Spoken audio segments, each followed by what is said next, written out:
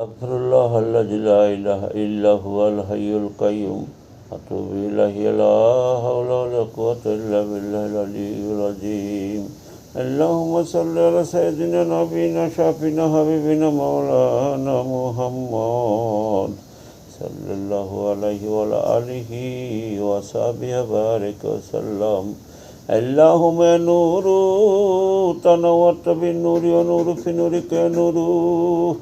اللهم بارك علينا وارفعنا بلينا روح لبيك وارحم لبيك واجم لبيك وأكرم لبيك إن الله يبعث من في القبور. اللهم ارزقنا خير الدين مع القرب والإخلاص والاستقامة بلطفك وصلى الله تعالى على خير خلقه ونور عرشه محمد وعلى آله وصحبه أجمعين برحمتك رحمة الراحمين.